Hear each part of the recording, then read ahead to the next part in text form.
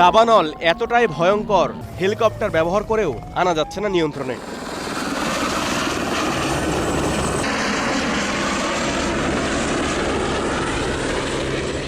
Europe জুড়ে চলছে দাবানলের ভয়াবহ তাণ্ডব। পুড়ছে একের পর এক দেশ।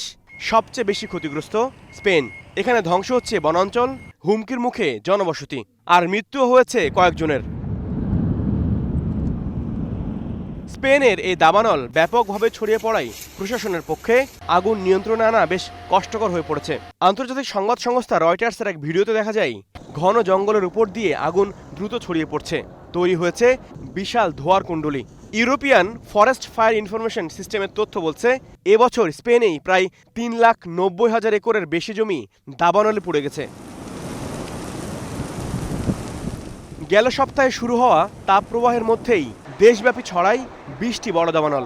অগ্নি নির্বাপন কাজে সহায়তার জন্য আরও 500 সেনাকে সামরিক জরুরি ইউনিট থেকে মোতায়েন করা হয়েছে। আগুন নিয়ন্ত্রণে মোতায়েনকৃত মোট সৈন্যের সংখ্যা প্রায় 2,000-এ পৌঁছেছে।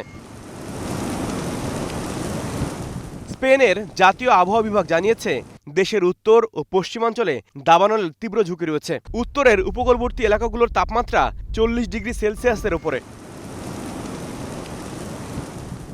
গ্রিসের পরিস্থিতিও ভয়াবহ। টানা 6 দিন ধরে আগুনের লেলিহান শিখায় পুড়ছে কিওস দ্বীপ। ফলে বহু মানুষকে সেখান থেকে সরিয়ে নিতে হয়েছে। শোচনীয় অবস্থা প্রতিবেশী দেশ পর্তুগালেও। দাবানল নিয়ন্ত্রণে আনতে কাজ করছে প্রায় 4,000 দমকল কর্মী। জারি করা হয়েছে জরুরি সতর্কবার্তাও। বিশেষজ্ঞদের মতে, জলবায়ুর পরিবর্তনের কারণে বেড়ে চলেছে পৃথিবীর তাপমাত্রা। কিছু অঞ্চল পরিণত হচ্ছে মরুভূমিতে, আবার কোথাও কোথাও হচ্ছে ভয়াবহ বন্যা।